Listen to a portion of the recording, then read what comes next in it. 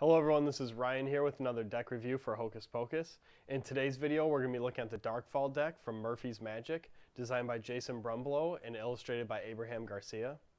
Jason Brumbelow started off designing decks back in 2005 with the Arcane. He caught the eye of the Illusionist team and later became their vice president. He created several decks under their name, including the Master Series, Shadow Masters, Vintage, Vintage Redesign, and the Black Ghost 2nd Edition.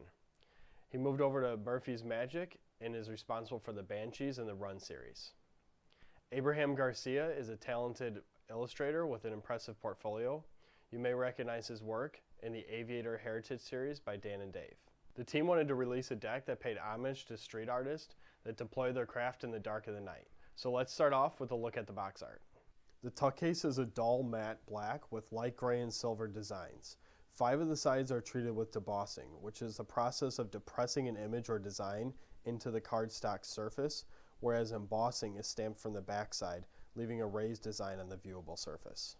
The front of the tuck centers around a blackbird, a spade pip, and some incarnations of the double M Murphy's logo. Darkfall in a stylized font is present near the bottom. The background is made up of symmetrical rows of debossed patterns. Both sides of the deck contain patterns and writing in silver. One side reads Murphy's Magic Playing Card Company, while the other has 2015 Slipstream finish, the same finish used on the At the Table decks, also by Murphy's. The bottom of the box does not list the printer's information, but rather Murphy's. The blackbird from the front sits between some debossed details. The back of the box is one thin border away from matching the card back exactly. A chain link fence pattern mimics the diamondback pattern of the bees, and a bird in a geometric shape sits where casino logos would be. The deck seal is a glossy black, smooth edge sticker with a bird, 3 stripes, and Darkfall visible on the back. No debossing is present on this side of the tuck. The top of the box has a silver colored bird framed by patterns and shapes, and playing cards is visible at a certain angle. The patterns carry over to the tuck flap, and Murphy's website is printed in silver. The interior of the box shows the results of the debossing process. The card back design is reminiscent of the classic diamondback bees. The cyclone or chain link fence pattern fits the street art theme and ties back to a familiar brand. The crow from the box front makes another appearance inside a diamond frame overlaid on a geometric star, mirrored top and bottom. The fence is framed by a very thin gray border and a silver border that's absent from the back of the tuck box. The outermost border is pretty thick, but fits the look of the back design. The jokers at first glance look the same, however one includes a reveal and is wearing a crown. The gas mask image ties into the street art theme, and the joker indices use a stylized font from the tuck box. The Ace of Spades recaptures the image from the box front and includes the double M logo overlapped by the pip filled with line patterns.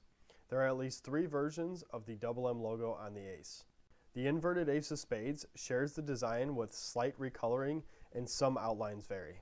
The other 3 aces showcase the custom pips but have no other embellishments. The core cards are entirely custom. The artwork is laid out in a line form, and in place of solid colors, patterns and fine line work fill the clothing. The faces, weaponry, and headwear have all been redesigned but have similarities to the classics. No colors distinguish the suits. Only gray and silver are used along with the black from the background. The number cards feature custom pips and a unique layout as well. The indices are in a unique font that matches the type present elsewhere on the deck. The Spades pip has been redesigned with harder edges and a underscored triangle base. The diamond pips are split along the horizontal line of symmetry. The clubs have been reworked to give a more circular look to the marker. The hearts resemble the spades but without the base. The arrangement of the pips is in a more geometric formation and does not crowd the card face. The last card included is a special 3 of hearts with a clever Queen of Hearts reveal. The cards are printed by USPCC and utilize their casino quality stock with slipstream finish. The result is a firm card that retains its rebound even after heavy use.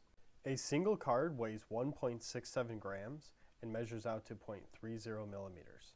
The outer border is 4.5 millimeters thick. The finish allows for smooth fans, easy push-through shuffles, and quick packet separations. They are really slick right out of the box, but after some breaking in, you'll find that they spread evenly and fan like most casino stock USPCC decks. In my opinion, Darkfall is for fans of fully customized decks. The highlight is obviously the design and theme that carries over from the box to the cards.